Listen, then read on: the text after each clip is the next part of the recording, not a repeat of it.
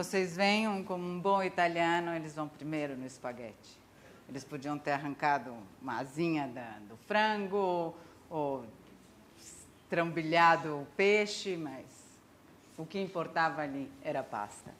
Com esse cinema comercial que então tem o seu Renato Aragão, né, o seu Mazzaropi, o seu cômico, ele também tem o seu galã, né? Tem o cômico, o feio, o destrambelhado, e tem o gato, o lindo, o homem desejado por todas as mulheres, também representante típico da qualidade masculina italiana.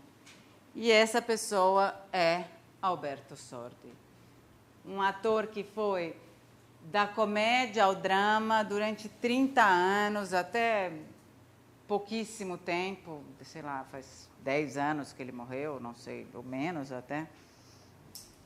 Ele virou o grande ícone do cinema italiano.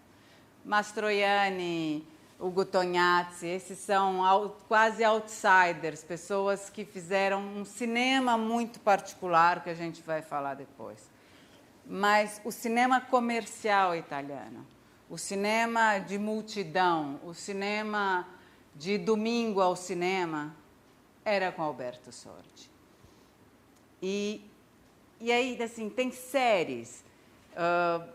Ele encarna um personagem, e esse personagem vai à guerra, vai a um navio, viaja pelo interior de não sei onde, como se fosse uma série de filmes onde Alberto Sordi e o seu personagem X vivem a vida e todo mundo acompanha no cinema. Aqui a gente vai passar um trecho de um filme chamado Una vita difficile, que esse trecho tem uma peculiaridade.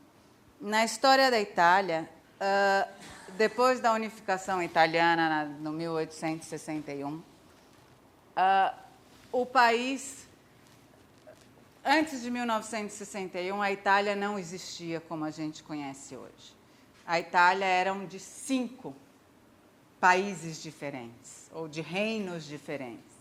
Tinha o reino dos Savoias, no norte da Itália, tinha um reino francês e tinha um reino austríaco no que hoje é a área de Veneza, Trieste. Nápoles era francesa, o sul da Itália era espanhol, a Sicília era espanhola, a Calábria era francesa. Ou seja, até 1860, a Itália não existia. Não existia uma língua, não existia um governo unificado, e ali existiu um movimento que até foi encabeçado por uns intelectuais do norte da Itália, o Conde Cavour, o Príncipe de Savoia, e que foi mobilizado militarmente pelo nosso querido Garibaldi. Todo mundo conhece o Garibaldi, nossa Anita Garibaldi, que foi à Itália fazer, junto com Giuseppe Garibaldi, a unificação.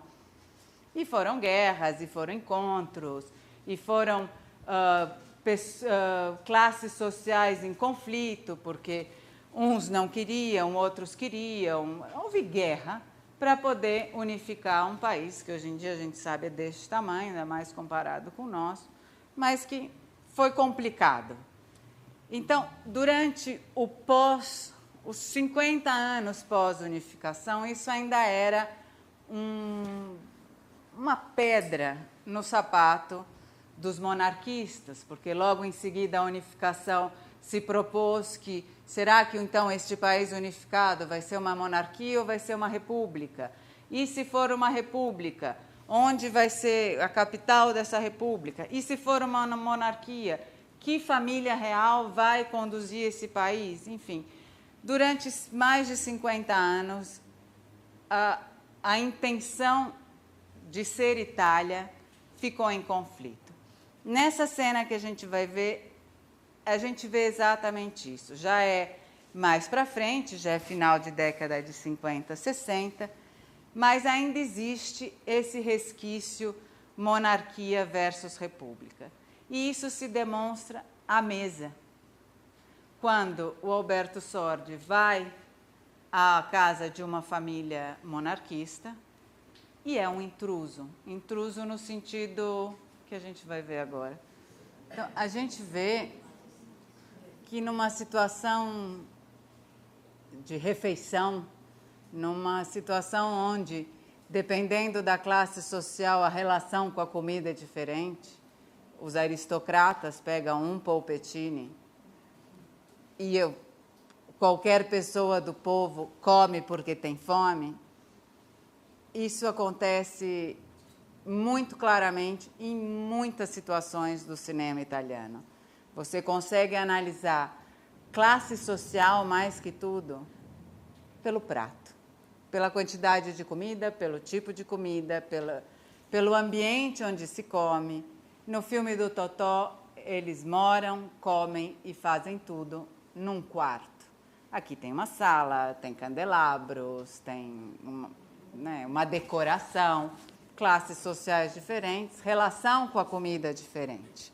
Continuando um pouco essa linha de o quanto a comida é símbolo de status e de relação social, entra um pouco em voga, né? Começa a ser feito uns filmes que vão ao exagero, né?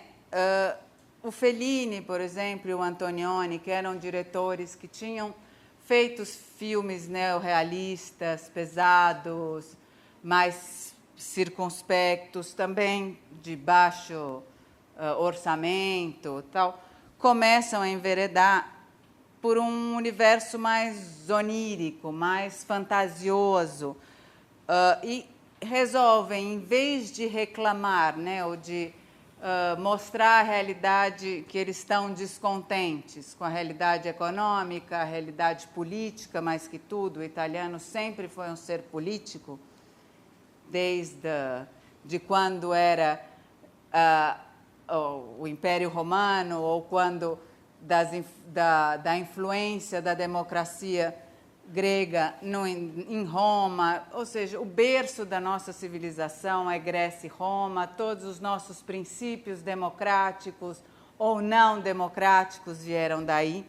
Então, o que esses diretores resolvem é falar sobre essa problemática, mas de uma maneira satírica, uma maneira exuberante, uma maneira de farsa, ou seja, usando personagens exagerados, usando personagens que não existem mais para retratar uma realidade daquele instante, normalmente uma realidade política que eles querem contestar de alguma maneira. E o Fellini foi fera nisso. Enquanto Antonioni produzia filmes mais herméticos, onde essa crítica estava um pouquinho mais condensada, mais pesada, o Fellini era o rei do exagero. E a pessoa dele era uma pessoa muito vibrante. Ele nasceu à beira-mar, então ele era muito mais, como se diz, ao contrário de circunspecto, né? Uma pessoa muito mais extrovertida, obrigada. E os filmes dele são um exagero, literalmente um exagero da realidade. E um exemplo disso é um banquete do filme Satyricon. Obviamente, infelizmente, a qualidade do filme não faz jus aos detalhes cenográficos, de figurino e de expressão. Acho, inclusive, que não tem nem DVD com esse filme, tem no máximo um videocassete. Eu nunca vi, mas alguém deve ter e alguém provavelmente tem.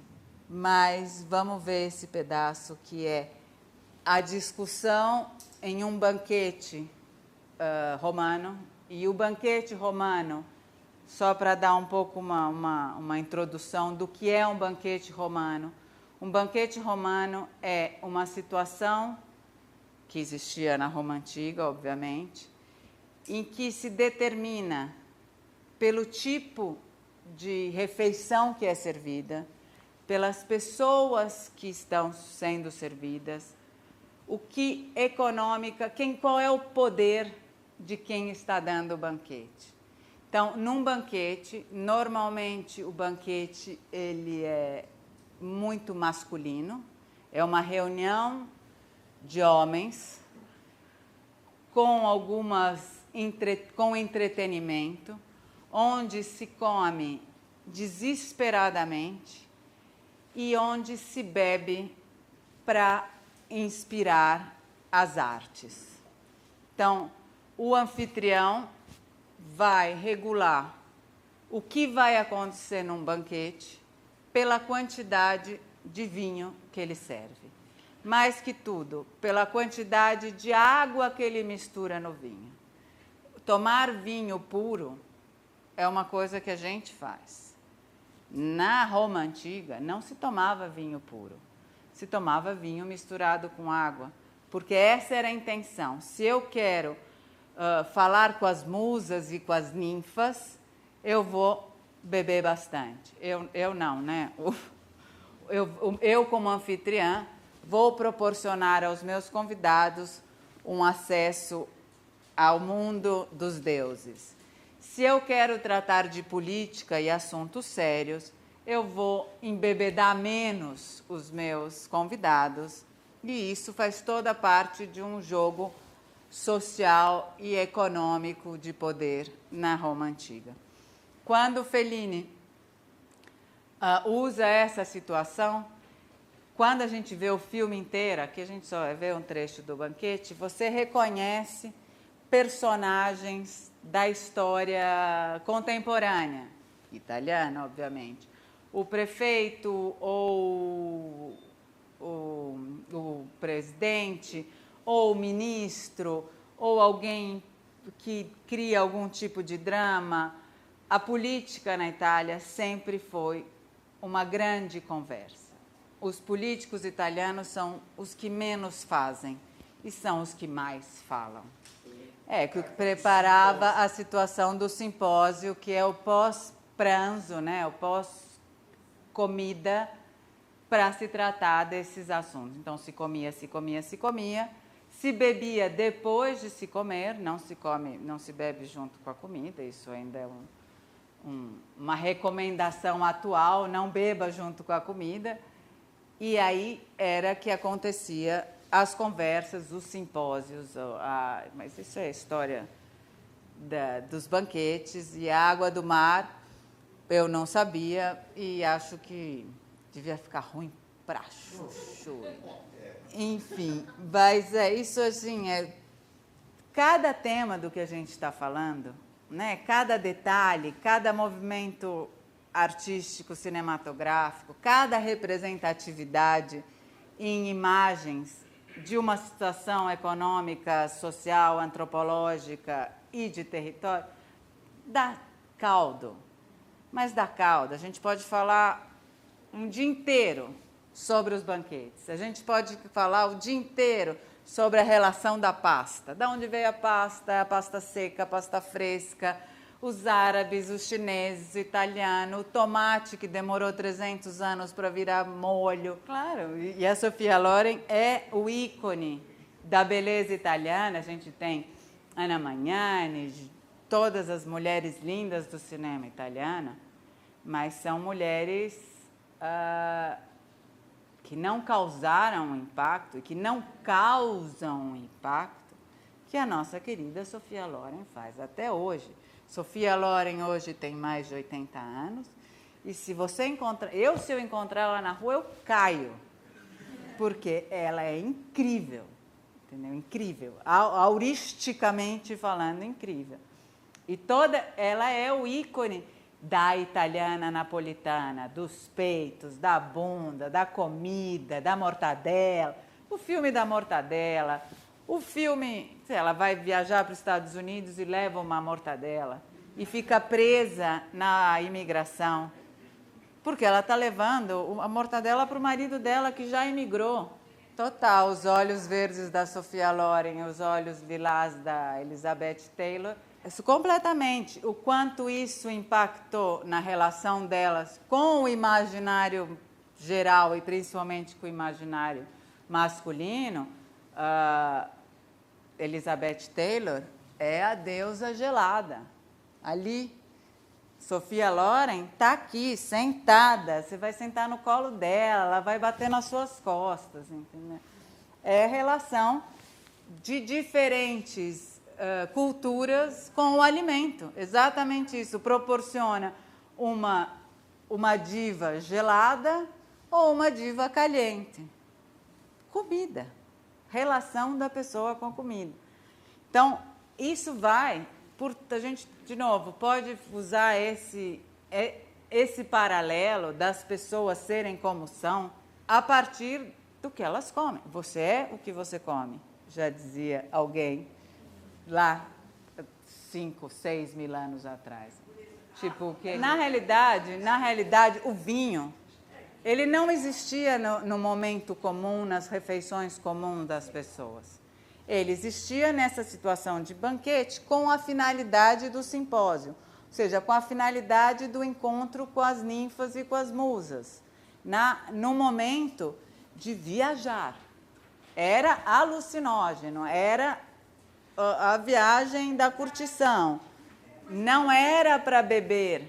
Esse é um trecho muito longo que eu queria mostrar mais, mostrar um pouco que essa farsa, o que o Fellini é o rei da farsa. Tudo nele é exagerado. A comida é exagerada, as maquiagens são exageradas, as roupas são exageradas. O Gato Pardo. O Gato Pardo passam-se... Não, 20 anos, desculpa. Depois da Ossessione, depois de mostrar a relação sexy da comida no neorrealismo clássico, ele vai mostrar o grande épico do cinema italiano, que é esse filme incrível, de 4 horas, que tem a maior cena de 20 minutos, filmada non-stop do cinema mundial, que é o grande baile do Gato Pardo. O Gato Pardo é uma história do Conde de Salinas, que é um aristocrata siciliano, que mora nessa vila belíssima chamada Dona Fugata, e que, com a unificação da Itália, perde o seu poder para a burocracia emergente. Então, no Gato Pardo, eu tenho a aristocracia decadente, a burguesia em ascensão, representada por Cláudia Cardinale e o seu pai, que é um negociante. Temos o exército garibaldino com Tancredi, o sobrinho do conde de Salinas, Alain Delon, de fechar o comércio. E temos, para exemplificar as relações sociais, 3 cenas de comida: o piquenique, o banquete e o baile. Então, o piquenique é esse poder que está se esvaindo. O banquete é esse aristocrata querendo receber e estar de bem com a burocracia é boa, né? A burguesia em ascensão, que vai agora, que é o detentor do poder econômico, e o baile, que é o baile do Gato Pardo. Aposto que A Comilança é um filme que todo mundo já ouviu falar. A paixão do italiano pela comida, o comer para viver, ou viver para comer, levado ao extremo. 4 amigos desenganados, cada um na sua função, seja psicológica, seja fisicamente, se encontram para um fim de semana de exageros. Eles querem morrer de tanto comer. Então, eles se juntam, todos são grandes cozinheiros, todos exageram nos prazeres da carne, tanto nos prazeres do apetite quanto nos prazeres sexuais, e morrem um a um pelo seu ponto fraco, atacado pela comida. É um filme pesado, é um filme complexo, mas é um ícone também do cinema italiano quando se fala de comida. Eu não vou passar esse pedaço, vocês assistam o filme que é muito legal. Agora, já na década de 90, existe esse filme chamado O Jantar, do Ettore Scola, que é todo um conflitos à mesa, várias mesas, num restaurante, em cada uma está acontecendo alguma coisa, e o fio condutor é a comida que é servida a esses comensais, a esses clientes. E um outro último, que é, hoje em dia, o filme mais atual da comida na Itália, que chama Pranzo di Ferragosto. É uma história divertidíssima e o trailer é muito legal também. Então, é uma receita de lasanha. Quem assistiu esse filme, quem não assistiu, assista. É um senhor que hospeda as mães de pessoas a quem ele deve dinheiro no feriado o maior feriado que acontece na Itália, o dia que realmente ninguém sai às ruas. Ninguém. Está todo mundo em casa e está todo mundo viajando. Obviamente, essa relação de comer para viver e viver para comer dos italianos imigrou, né? Atravessou o oceano e foi parar em Hollywood. E foi parar nos Estados Unidos. Antes de ir lá, volto que o que a gente estava falando da relação do italiano com a comida é tão profunda, que atores escreveram livros de receita. A Sofia Loren, nossa querida, tem 3 livros de receita. Esse é só um. O Ugo Tognazzi, que sempre foi um galão um pouco mais pícaro, né? Uma coisa mais sexy. Ele sempre gostou muito de mulher e sempre deixou isso muito claro. Obviamente, faz um livro de receitas afrodisíacas, ilustrado por esse desenhista italiano que criou um personagem chamado Guido Crepa, que criou um personagem também ícone da história em quadrinhos, sexy quase caindo para o pornográfico, chamado Valentina. E o Fellini, que era também um bom comilão, a irmã dele faz um livro com as receitas preferidas do Fellini. E se vocês quiserem comer, agora a propaganda, plim, plim, se vocês quiserem comer as comidas do Fellini, tem um restaurante aqui em São Paulo que tem um menu de Fellini, que é bem divertido. Chama Melão, Trattoria Melão, no Itaim. Dá para comer as comidas que o Fellini comia. Quando, então, a comida italiana vai para Hollywood, o primeiro impacto que se associa em solo americano à comida italiana é o amor romântico. É o quanto a comida italiana aproxima as pessoas.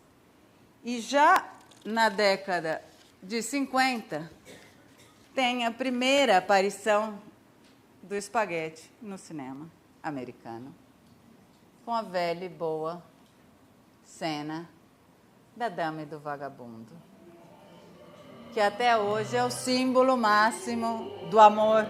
Não tem ninguém que não suspire com a Dama e com o Vagabundo, o beijinho do espaguete. Essa relação, na Itália, essa relação com a comida e o amor romântico e o prazer do sentimento, assim, do gostar, nunca foi muito explorado, né?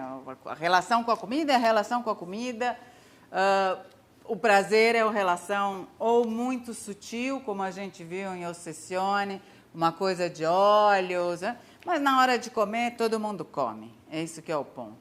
Quando o cinema americano resolve falar de comida italiana, a primeira coisa gritante que aparece é que a comida no cinema americano, ela liberta a mulher, ou seja, uma mulher frustrada, que não dá muita atenção à comida, como a nossa Elizabeth Taylor, que come male male, que não tem prazer em comer, é uma mulher frustrada. Que não tem prazer, a convivialidade à mesa das famílias americanas. Estamos falando de americano típico, caricato, estamos falando de qual, né? É sempre um pouco mais generalizante, sempre é uma relação muito frugal, entra e sai, não existe fora das famílias italianas a relação à mesa, não se senta à mesa para comer. O americano belisca, é o sanduíche, é o comida pronta, é o a caminho, é o no carro, é o andando. Então, o fato de usufruir a comida, e no caso, normalmente, usufruir a comida italiana, é libertador, principalmente para as mulheres. Então, um exemplo clássico disso é o que acontece, já começou um pouco na década de 60, com um filme chamado Candelabro Italiano, que é uma típica bibliotecária americana que é moderna de alma e que quer sair desse puritanismo quadrado da sociedade americana, e ela vai em busca do amor na Itália. Ali o amor se reflete em homens bonitos, em piazzas, em fontes. A comida passa um pouco desapercebida. Mas nesse caso específico, que é como se fosse quase um remake de Candelabro Italiano, que esse se chama Sob o Sol da Toscana, e se esse clipe der certo, ele é iconográfico para mostrar o quanto essa pessoa se liberta com a comida. Então, uma pessoa que não comia, não tinha amigos, não tinha nada, frustrada, vai para a Itália, compra uma vila e é feliz com a comida. E aprende a cozinhar mais que tudo. A nona ensina, ela replica e faz o sucesso na comunidade.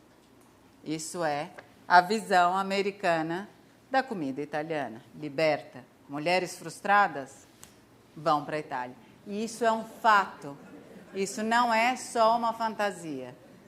O livro que eu esqueci de trazer hoje é exatamente a história de uma antropóloga, que eu vou trazer amanhã, que, ao fazer um trabalho na década de 60 na Sicília, um trabalho antropológico, se enamora pelo cara da motoneta, da mobilete, que tem um sítio, que a família tem um sítio, e ela mora lá até hoje e ela escreve livros de receita italiana para o público inglês. É verdade, eu vi, eu a conheci, é fato, não é só Sob o Sol da Toscana, muito menos Comer, Rezar e Amar, que está todo mundo cansado de ver.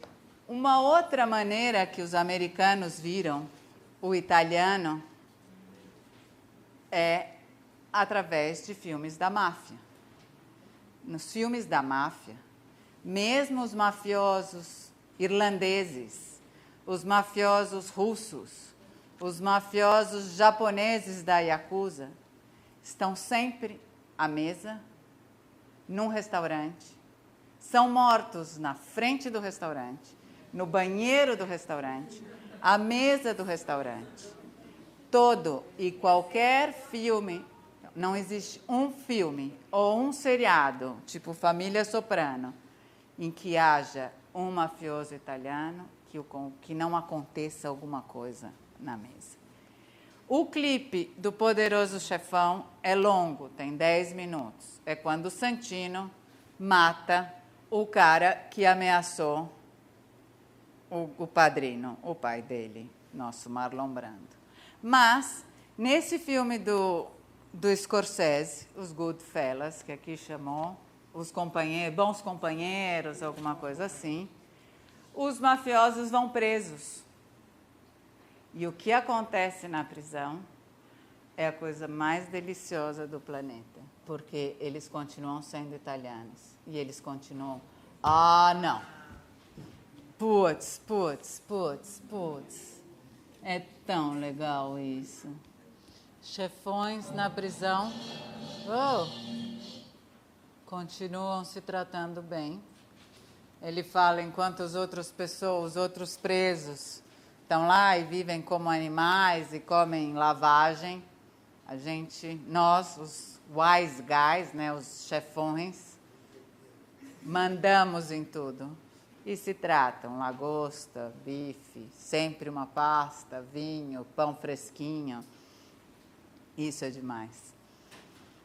O filme americano que retrata assim o drama, e a gente considera um pouco quando se fala de cinema, comida italiana no cinema americano, e o conflito que é a comida italiana, o jeito de preparar a comida, as combinações que são feitas, o primo, o secondo e o antipasto, ou seja, o não misturar uma coisa com a outra. Que você quer fazer um italiano verdadeiro pular, é você pôr um bife no macarrão dele. Eu já vi também com os meus próprios olhos. Ou você come a pasta, você come a carne. Você não come a pasta com a carne. A gente come qualquer coisa. Mas eles ficam realmente petrificados. Esse prato não é comestível. Eu vi, é um exagero. E toda vez que se fala deste conflito de como fazer comida na Itália, quando se vai aos Estados Unidos, e essa relação do americano muito sem dar o devido valor, ainda mais comparado com a paixão que o italiano tem com a comida, cria um conflito sério, um drama muito sério. E o filme ícone que mostra esse drama e que se resolve mais ou menos neste filme só quando esses chefes italianos encontram os mafiosos italianos, enquanto eles estão lidando com qualquer pessoa do povo americano, é um drama. Quando eles só são felizes quando eles encontram os seus. Esse filme chama Big Night, é um filme muito legal também. A qualidade aqui, de novo, não é boa. Tem trechos importantíssimos, eu vou mostrar só o que é mais evidente desse conflito. Meu Deus, como você quer comer este prato desta maneira? Tipo, ó céus, ó dor, porque isso é assintoso quase. Vamos ver, Big Night. Isso é uma delícia. Então, vocês comeram o quê? Espaguete com meatballs? Ou vocês comeram risoto com espaguete? Então, ela fez o cimbalo. Então, o cimbalo é como se fosse um bolo de macarrão. É uma torta de macarrão, recheada com coisas. E a gente encontra o cimbalo, tem aqui, que é um momento importante, é quando eles encontram os seus patrícios mafiosos, e aí tudo entra bem. E a gente encontra o cimbalo no Gattopardo.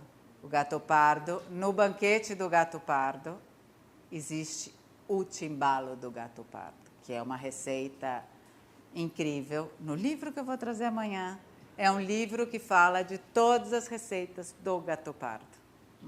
Muito interessante. Aí tem a receita do cimbalo, que deve ser... Dá um trabalho cão.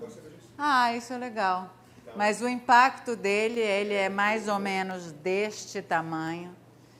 É o que seria o equivalente ao nosso cuscuz paulista. Ou seja, uma massa com coisas. Com ervilha, com sardinha, com ovo, com tomate, com presunto. É incrível. E a massa por cima. Então, e o jeito de fazer é uma complicação. Acho que tem que tirar o dia para fazer isso. Mas não, os italianos não foram só ao cinema americano, né? Ou seja, o cinema americano não é o único cinema em que a comida italiana está presente. Quero encerrar com o nosso uma produção nacional, esse filme chamado Estômago, que é a história de uma pessoa qualquer que comete um erro na vida, por amor, e que vai parar na prisão. Só que esse personagem tinha trabalhado num restaurante. Então, ao ir à prisão, ele é quase o amigo dos Goodfellas. Ele cozinha para os chefões da prisão. E é muito simpático e é muito engraçado. E o ator é espetacular. E é um filme que merece ser visto pelo menos 3 vezes. Bom, minha gente, esse é a comida italiana no cinema. Tá bom. Obrigada.